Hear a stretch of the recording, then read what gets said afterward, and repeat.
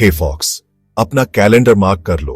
15 जुलाई 2025 Indian stock market के लिए are पार का दिन बनने वाला है।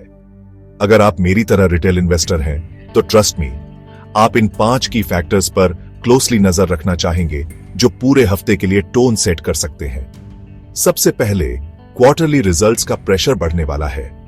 Q1 FY26 अर्निंग सीजन पूरी तरह से चल रहा है और 15 जुलाई को HDFC बैंक, इन्फोसिस, वाइप्रो और अल्ट्राटेक सीमेंट जैसे जायंट्स अपने रिजल्ट्स अनाउंस करेंगे।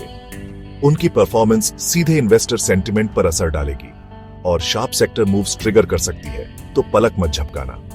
दूसरा, मैक्रो डेटा की बात करते हैं। CPI और IIP जून के इन्फ्लेशन नंबर्स 5.8% आए, जो उम्मीद से थोड़ा ज्यादा था, और इंडस्ट्रियल आउटपुट डेटा 12 जुलाई को रिलीज हुआ था। ये फिगर्स इंटरेस्ट रेट्स के बारे में एक्सपेक्टेशंस को अफेक्ट करेंगे, जिसका मतलब है कि और वॉलेटिलिटी आने वाली है। तीसरा, ग्लोबल क्यूज बहुत बड़े होने वाले हैं। US, चाइना और यूरोपियन मार्केट्स में फ्लक्चुएशंस सीधे इंडियन इक्विटीज में फैल जाएंगे। US इन्फ्लेशन रीडिंग और फेड क्या कहता है, इस पर कान रखना, क्योंकि यह रातों रात इंडियन मार्केट सेंटिमेंट को बदल सकता है। चौथा, डॉलर और क्रूड ऑयल पर नजर रखें। डॉलर इंडेक्स स्ट्रांग है और क्रूड प्राइसेस बढ़ रही है। दोनों रुपये पर प्रेशर डाल रहे हैं। जो कंपनीज इंपोर्ट्स पर डिपेंड करती हैं, उनके लिए यह मार्जिन्स को स्क्वीज कर सकता है और प्रॉफिट्स को हिट कर सकता है, तो उन सेक्टर्स को अपने रेडार पर रखें। पांचवां, FII और DII एक्टिविटी फिर से फोकस में है। हाल ही में फॉरेन इन्वेस्टर्स सेलिंग कर रहे हैं।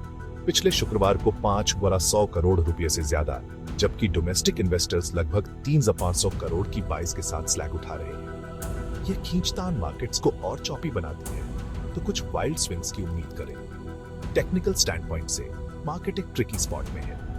एजिट मिश्रा रिलिगर ब्रोकिंग के अनुसार निफ्टी अपने 20 डे EMA से नीचे चला गया है और 24,500 से 25,200 की रेंज में ट्रेड कर रहा है। की सपोर्ट जोन 24,500 से 24,900, मेन रेजिस्टेंस 25,50 और एक बड़ी बैरियर 25,757 पर। तो बॉटम लाइन क्या है?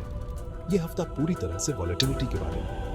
Quarterly results, economic data, global cues और इंस्टीट्यूशनल फ्लोज चीजों को तेजी से चलाते रहेंगे। मेरी सलाह, सतर्क रहें, एक सॉलिड रिस्क मैनेजमेंट प्लान रखें और इमोशंस को अपने ट्रेड्स पर हावी न होने दें। ट्रेड सेफ, और मैं आपको अगले वाले में मिलूंगा।